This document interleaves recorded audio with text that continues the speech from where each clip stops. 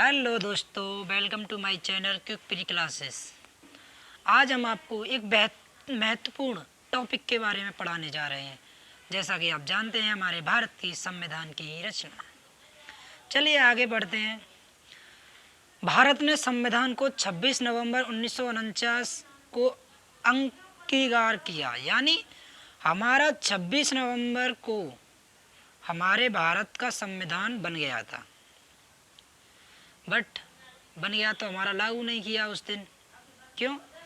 संपूर्ण संविधान 26 नवंबर 1950 को लागू किया गया, यानी हमारा संविधान जो है, जैसा माना जाता है कि 26 जनवरी हमारे भारतवासियों के लिए एक महत्वपूर्ण दिन था। इसीलिए यह दिन शुभ माना और इसीलिए 26 जनवरी 1950 को हमारा संविधान लागू हुआ।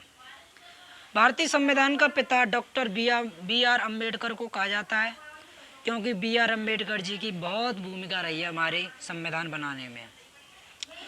भारत को 26 जनवरी 1950 को गणराज्य घोषित किया गया। अब आप बताइए, गणराज्य घोषित क्यों किया गया था? क्योंकि हमें शासन, कानून सब कुछ मिल गया था उस दिन, इसीलिए हमारा भारत गणराज्य घोषित हुआ था।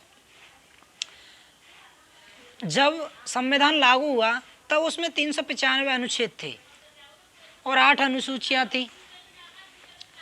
आज आपको वर्तमान में बता दें तो 448 अनुच्छेद हैं और 12 अनुसूचियां हैं, जिसे 25 भागों में बांटा गया है आज के समय में हमारे संविधान में। चलिए, पहली बार संविधान सभा की अवधारणा स्वराज पार्टी ने रखी थी।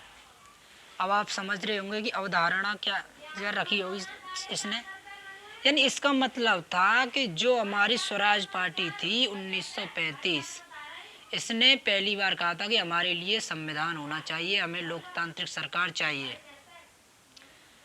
और आपको एक बात और बता दें, इसी में हमारा पहला स्वतंत्रता दिवस 1930 को माना जाता है। इसीलिए कुछ 5 सालों बाद स्वराज पार्टी ने 1935 को प्रस्तावित की घोषणा की, यानी प्रस्ताव रखा उन्होंने कि हमें संविधान चाहिए, हमें लोकतांत्रिक सरकार चाहिए। चलिए, आपको पता है कि हमारे संविधान की सबसे ज़्यादा आलोचना किसने की थी? मुस्लिम लीग ने। मुस्लिम लीग ने आलोचना की थी और उन्होंने इनका भरपूर विरोध उठाया था। उन्होंने कहा था कि ये हिंदुओं के लिए है, मुसलमानों के लिए नहीं है, इसीलिए उन्होंने विरोध किया। मगर ऐसा हमारे संविधान में कोई बात नहीं थी। वो सबका विकास, सबका साथ था उसमें, वो सभी को समान था, सभी को समान रखा था उसमें। अब आपको एक बात बता दें कि मुस्लिम लीग को हटने के बाद संविधान सभा की सदस्य संख्या 299 थी।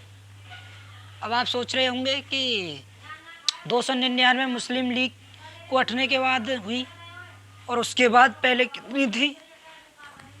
तो आपको बता दें, पहले संविधान सभा में कुल सदस्य संख्या 389 थी, जो घट के 299 रह गई।